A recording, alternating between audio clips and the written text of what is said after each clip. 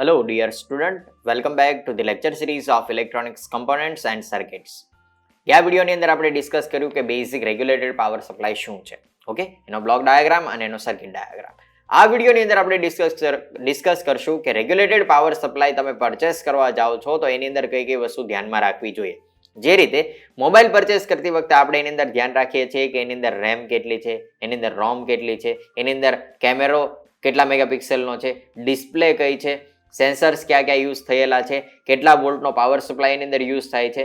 Okay, તો આ દરેક વસ્તુ જે રીતે મોબાઈલમાં આપણે ચેક કરીએ છીએ એ જ રીતે જ્યારે પણ તમે રેગ્યુલેટેડ પાવર સપ્લાય ખરીદવા માટે જાઓ ત્યારે કઈ કઈ વસ્તુ ધ્યાનમાં રાખવી જોઈએ એને કહેવામાં આવે છે specification of regulated power supply.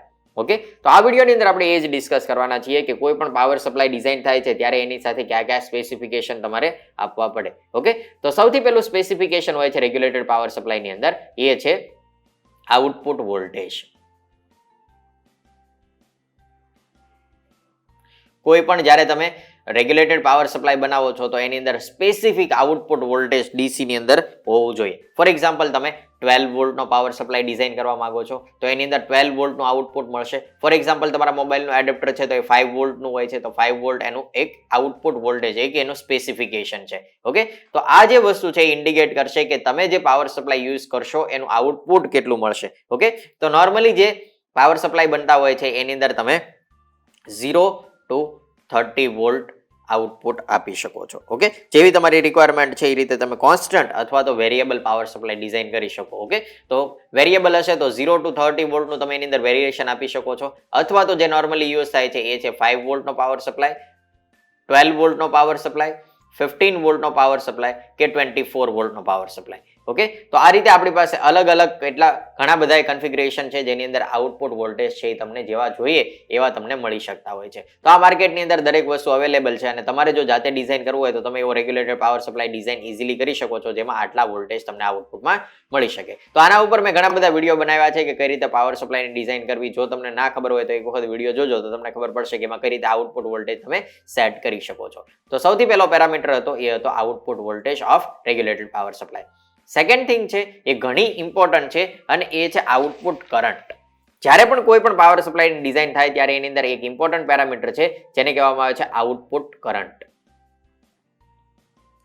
આ જે આઉટપુટ કરંટ છે એ ઇન્ડિકેટ કરશે કે તમારો જે પાવર સપ્લાય છે એ કેટલો પાવરફુલ છે. ઓકે, એની અંદરથી કેટલો તમે મેક્સિમમ કરંટનું આઉટપુટ લઈ શકો છો. તો નોર્મલી જે પાવર સપ્લાય યુઝ થતા હોય છે એની અંદર 1 એમ્પિયર કરંટ કેપેસિટી હોય છે.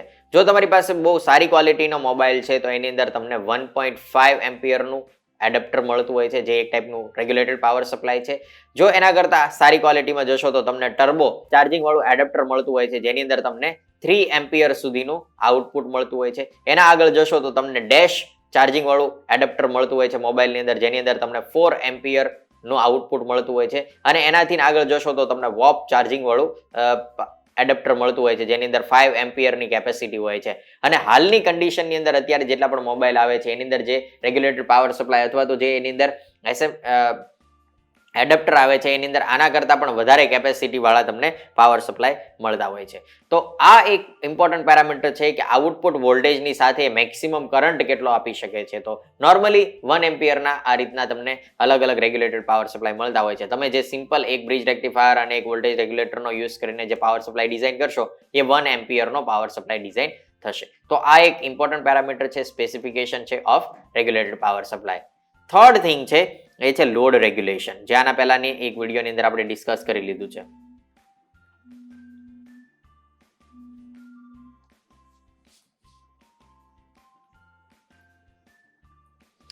નેક્સ્ટ થિંગ છે એ છે લોડ રેગ્યુલેશન, જેના ઉપર હમણાં જ આપણે ડિસ્કસ કર્યું છે. લોડ રેગ્યુલેશન એ છે કે જ્યારે નો લોડ કન્ડિશનમાં આઉટપુટ વોલ્ટેજ મળે છે એને ફૂલ લોડ કન્ડિશન સાથે તમે કમ્પેર કરો છો તો તમને લોડ રેગ્યુલેશન મળે છે. નોર્મલી જે લોડની અંદર થતા ફેરફારના લીધે આઉટપુટ વોલ્ટેજ ચેન્જ થાય છે એને આપણે કહીએ છીએ લોડ રેગ્યુલેશન.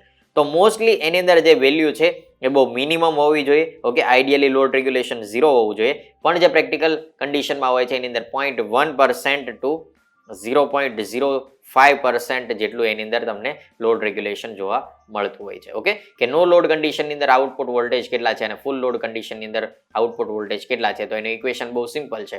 નો લોડ કન્ડિશનની અંદર output voltage minus full load કન્ડિશનની અંદર આઉટપુટ વોલ્ટેજ અને divide by no load voltage. Okay, તો આ આઉટપુટ વોલ્ટેજના રેશિયો ઉપરથી તમને લોડ રેગ્યુલેશન મળતું હોય છે.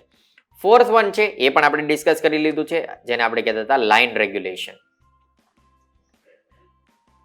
આ જે લાઇન રેગ્યુલેશન છે એ ઇન્ડિકેટ કરે છે ઇનપુટ પાવર સપ્લાયમાં થતા ચેન્જીસના લીધે આઉટપુટ વોલ્ટેજમાં થતા ચેન્જીસ. ઓકે, ફોર એક્ઝામ્પલ 230 વોલ્ટનો પાવર સપ્લાય છે ને એમાંથી થઈ જાય છે 210 વોલ્ટેજ. ઓકે, અથવા તો ફોર એક્ઝામ્પલ થઈ જાય છે એમાંથી 240 વોલ્ટ. ઓકે, તો ઇનપુટ વોલ્ટેજની અંદર જે ચેન્જીસ આવે છે એના લીધે આઉટપુટ વોલ્ટેજમાં જે ચેન્જ આવશે એને કહેવામાં આવે છે line regulation. For example 230 volt ઉપર તમને આઉટપુટ મળે છે 24 વોલ્ટ મળે છે. 210 વોલ્ટ ઉપર ફોર એક્ઝામ્પલ એ થઈ જાય છે 23.5 વોલ્ટ અથવા 240 ઉપર વોલ્ટેજ વધીને થઈ જાય છે 25 વોલ્ટ. ઓકે, તો આ જે વોલ્ટેજનું વેરિએશન આવે છે ઇનપુટ વોલ્ટેજના વેરિએશનના લીધે આ ડીસી વોલ્ટેજમાં જે વેરિએશન આવે છે એને કહેવામાં આવે છે લાઇન રેગ્યુલેશન. તો લાઇન રેગ્યુલેશન પણ આઈડિયલી છે એ 0 હોવું જોઈએ, પણ પ્રેક્ટિકલ કન્ડિશનની અંદર એ તમને મળશે 0.02% ઓર 0.005%. ઓકે, તો આ પણ એક ઇમ્પોર્ટન્ટ પેરામીટર છે. જ્યારે પણ તમે કોઈ પાવર સપ્લાય ડિઝાઇન કરો કે પરચેસ કરો છો ત્યારે એની અંદર લાઇન રેગ્યુલેશન છે મિનિમમ હોવું જોઈએ. Okay, next one fifth one parameter છે એ છે પર્સન્ટેજ રિપલ. જ્યારે પણ આપણે ડીસી પાવર સપ્લાયની વાત કરીએ ત્યારે એની અંદર જે આઉટપુટ વોલ્ટેજ છે એ કોન્સ્ટન્ટ તમને મળવા જોઈએ, એની અંદર વેરિએશન માઇનર પણ ન હોવું જોઈએ. તો આ જે રિપલ છે એ શું ઇન્ડિકેટ કરે છે કે કોન્સ્ટન્ટ આઉટપુટ વોલ્ટેજ મળવાના લીધે એની અંદર કેટલું ફ્લક્ચ્યુએશન છે. ફોર એક્ઝામ્પલ આ રીતે તમને આઉટપુટ વોલ્ટેજ મળે છે તો આને કોન્સ્ટન્ટ આઉટપુટ વોલ્ટેજ કહી શકાય નહીં, કારણ કે એની અંદર થોડુંક વેરિએશન આઉટપુટ વોલ્ટેજની અંદર કન્ટિન્યુઅસ જોવા મળે છે, જેને કહેવામાં આવે છે રિપલ. તો રિપલ છે એ આઈડિયલ રેગ્યુલેટેડ પાવર સપ્લાયની અંદર 0 હોય છે, પણ પ્રેક્ટિકલ કન્ડિશનમાં જ્યારે પણ તમે આ વસ્તુ ચેક કરશો તો એની વેલ્યુ છે એ કંઈક 0.02% જેટલી હોય છે. દેટ મીન્સ એની અંદર જે વોલ્ટેજ મળે છે 24 વોલ્ટનો તમે પાવર સપ્લાય ડિઝાઇન કર્યો હોય તો તમને આઉટપુટ વોલ્ટેજ છે એ મળી શકે 23.05 વોલ્ટ. ઓકે, અથવા તો 24.02 વોલ્ટ જેટલો. ઓકે, તો આની અંદર જે ફ્લક્ચ્યુએશન આવ્યું 23.05 વોલ્ટ થઈ જાય અથવા તો 24.02 વોલ્ટેજ થઈ જાય છે, તો એ વોલ્ટેજને અહીંયા આવશે 95. ઓકે, તો આ જે ફ્લક્ચ્યુએશન જોવા મળે છે એને કહેવામાં આવે છે રિપલ, અને એ પર્સન્ટેજ રિપલ છે એ આઈડિયલ કન્ડિશનની અંદર 0 હોય છે, પ્રેક્ટિકલી એ મિનિમમ હોવા જોઈએ. આ જે ફ્લક્ચ્યુએશન છે એ કોન્સ્ટન્ટ મળવું જોઈએ, તો એને કહેવામાં આવે પર્સન્ટેજ રિપલ. 6 પોઈન્ટ છે એને કહેવામાં આવે છે પ્રોટેક્શન. જ્યારે પણ આઉટપુટમાં જે બે ટર્મિનલ છે, ડીસી ટર્મિનલ છે, કોઈ પણ રેગ્યુલેટેડ પાવર સપ્લાય છે તો એના બે ટર્મિનલ હશે, એક છે પોઝિટિવ ને એક છે ગ્રાઉન્ડ. ઓકે, તો એની વચ્ચે તમે કનેક્શન આપતા હો છો અને તમારો લોડ છે એની સાથે આ રીતે કનેક્ટ થતો હોય છે. ઓકે, ફોર એક્ઝામ્પલ આ RL લોડ છે, તો આ જે રેગ્યુલેટેડ પાવર સપ્લાય છે એની સાથે જે લોડ કનેક્ટ કર્યો છે, લોડ જો ડેમેજ થઈ જાય અને આ બંને ટર્મિનલ છે શોર્ટ સર્કિટ થઈ જશે તો અહીંયાથી મેક્સિમમ કરંટ ફ્લો થવાનું ચાલુ થઈ જશે, કારણ કે કોઈ પણ લોડ નહીં હોય તો કરંટ મેક્સિમમ ફ્લો થશે અને એના લીધે તમારો પાવર સપ્લાય છે એ ડેમેજ થઈ જશે. તો એને ડેમેજ થતો અટકાવવા માટે પાવર સપ્લાયને પ્રોટેક્ટ કરવો પડે, અને પ્રોટેક્શન માટે તમારે એની અંદર ઓવરલોડ પ્રોટેક્શન અને શોર્ટ સર્કિટ પ્રોટેક્શન આ ટાઈપના પ્રોટેક્શન એડ કરવા પડે. જે રીતે આપણા ઘરની અંદર જ્યારે પણ કોઈ શોર્ટ સર્કિટ થાય છે ત્યારે ઓટોમેટિક એમસીબી ટ્રીપ થઈ જાય છે, તો એ એક ટાઈપનું પ્રોટેક્શન થયું, જેના ઉપર આખો એક સબ્જેક્ટ તમારે ભણવામાં આવશે, switch gear and protection. Okay, તો અત્યારે તમારે ખાલી બે જ વસ્તુ યાદ રાખવાની છે કે જ્યારે પણ લોડ વધી જશે તો એના લીધે છે એનાથી પાવર સપ્લાય ઉપર જે ઇફેક્ટ આવે છે એના પ્રોટેક્શન માટે તમારે કંઈક કમ્પોનન્ટ એડ કરવા પડે કે જેનાથી તમારો પાવર સપ્લાય ડેમેજ ન થાય, અથવા તો over current protection, short circuit protection. Okay, તો એના માટે પણ તમારે કંઈક પ્રોટેક્શન એડ કરવું પડે. તો તમે જે power supply regulated power supply design કરો છો એની અંદર આ ટાઈપના કંઈક પ્રોટેક્શન એડ કરવા પડે, જેને આપણે કહીશું ઓવર કરંટ અથવા તો ઓવર લોડ પ્રોટેક્શન, અને બીજું છે એ છે શોર્ટ સર્કિટ પ્રોટેક્શન.